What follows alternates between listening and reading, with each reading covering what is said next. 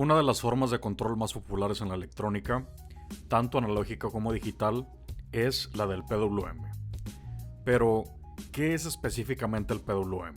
Por sus siglas en inglés, Pulse Width Modulation o modulación de ancho de pulso, es una técnica desarrollada hace décadas, aplicada más comúnmente para el control de cargas de manera eficiente. El PWM se conforma de los siguientes parámetros. Primero, tenemos la frecuencia de operación. Este es el tiempo que hay desde que inicia el ciclo de trabajo hasta el inicio del posterior ciclo de trabajo.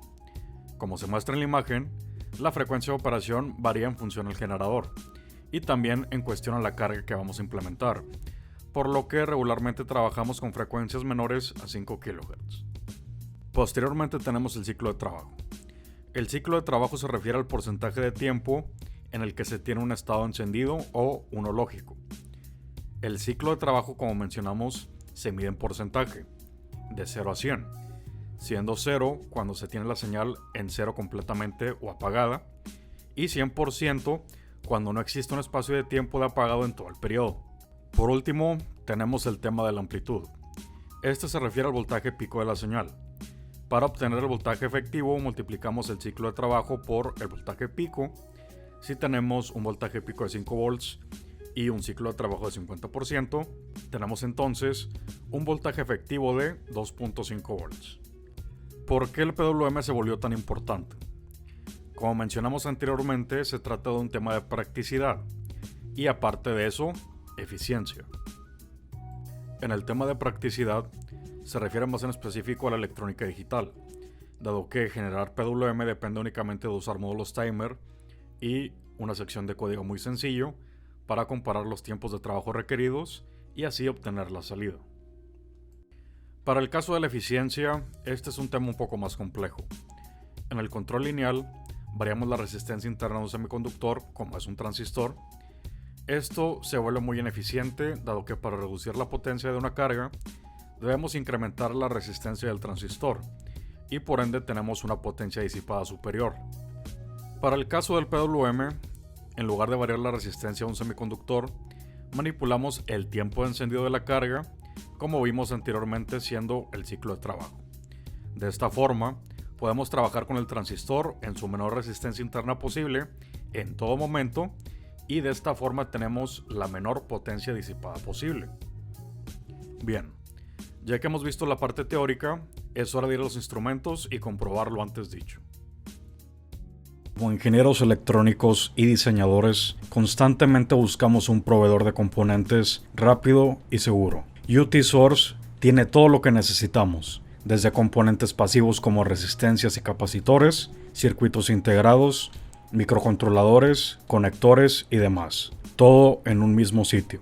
Así que, si actualmente estás desarrollando un proyecto o buscas componentes de calidad, ya sabes dónde encontrarlos. Ve a www.utsource.net y descubre sus servicios, envíos globales y métodos de pago sencillos. Bien, en esta primera prueba tenemos el PWM en su forma básica.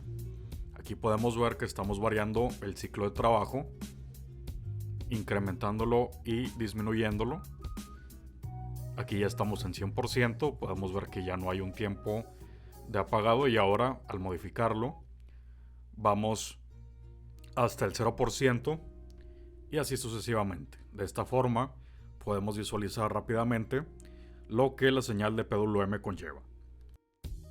Ahora, con este screenshot del osciloscopio podemos ver más de cerca los parámetros de la señal.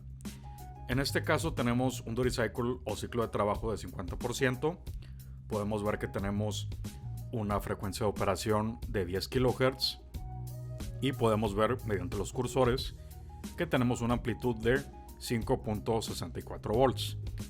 La amplitud pico, la frecuencia y el duty cycle son los factores importantes en el PWM. Siempre hay que tener cuidado en la manera en la que definimos, especialmente la amplitud y el duty cycle, porque el voltaje efectivo de salida va a depender de estos dos parámetros y la frecuencia ya va a depender del tipo de carga. Con el tipo de cargas resistivas no es tanto problema la frecuencia, pero con las cargas inductivas sí lo puede ser. Por ende hay que revisar bien que la frecuencia esté en un lugar óptimo para nuestra situación. Ya que conocemos los parámetros del PWM, ahora hagamos una comparativa de eficiencia entre el PWM y el control lineal.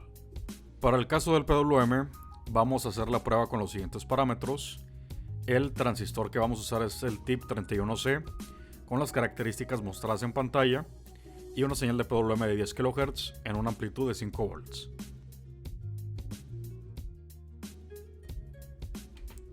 Bien, aquí en la prueba ya tenemos el caso del PWM. Tenemos el transistor a la derecha. Tenemos una carga de 136 mA. Aquí podemos ir variando con el PWM. Aumentamos el ancho de pulso y obtenemos una mayor corriente, pero vemos que la diferencia de temperatura de operación es casi nula. A lo mucho vamos a tener 1 o 2 grados de incremento. Y esto nos permite visualizar realmente lo eficiente que es el PWM. Ya tenemos una carga de 1 ampere, tenemos un duty cycle de ya al 100%. Obviamente la amplitud de la señal de PWM es lo suficientemente grande como para ya entrar en saturación del transistor. Y ahora tenemos 29.9 grados centígrados de operación. Y al reducir el PWM y reducir por ende la carga, que ahora es de 578 mA, podemos ver que la temperatura se mantiene igual de estable. Esto es realmente muy eficiente, pero no lo vamos a poder visualizar hasta que vayamos al siguiente ejemplo con control lineal. Pero quiero que vean bien los detalles y vean bien la corriente y la temperatura de operación para que posteriormente podamos comparar y ver cuál es la diferencia. Bien, ahora tenemos el control lineal. En el osciloscopio podemos ver el voltaje que va a la base del transistor. A la derecha el multímetro Fluke tiene la corriente y el IELN tiene la temperatura. Aquí podemos ver que al disminuir el voltaje de la base del transistor, aparte de disminuir la carga, incrementa la temperatura de operación. ¿A qué se debe esto? Se debe a que, como estamos incrementando la resistencia del transistor al disminuir el voltaje de base, pues con una misma corriente obtenemos una temperatura de operación mayor versus lo que sería con el PWM. Podemos ver que ya estamos a 110 grados centígrados. Esto obviamente ya es un nivel que se puede dañar el transistor y nos deja muy en claro la diferencia de eficiencia entre el método de PWM y el método de control lineal. Entonces el control lineal definitivamente para la mayoría de casos no es un buen candidato para control de cargas. Aprovecha la promoción de 6 libros más 2 revistas por solo $23. Ahorra más de $45 con esta promo. Encuentra los libros en nuestra página web, más info en la descripción del video. Ya ofrecemos servicios de diseño. Deja tu proyecto en manos profesionales. Tanto diseño de hardware, manufactura y diseño 3D, así como software, desarrollo de apps, aplicaciones de PC, páginas web y backend. Podemos realizar cualquier tipo de proyecto para cualquier tipo de aplicación. Envía un email a prismasemnetwork.contacto@gmail.com para obtener una cotización. Bien, por último, debemos hablar de cómo generamos la señal PWM. Existen muchas formas, tanto digitales como analógicas, de generar una señal PWM. Para el caso de una forma analógica, tenemos la opción de usar un integrado NE555. Usando una pequeña modificación a la versión estable del circuito, podemos generar una señal de PWM. Veamos entonces las características de funcionamiento de esta versión analógica. Bien, aquí tenemos la salida de PWM usando el NE555 con el diagrama que mostramos previamente. Y podemos ver que al manipular el potenciómetro tenemos una salida variable del duty cycle, Obviamente no podemos llegar al 0%, pero sí llegamos más o menos al 1 o 2% de Duricycle. Este es un circuito muy simple, muy barato, entonces para control de cargas pues la verdad es que sí es muy útil.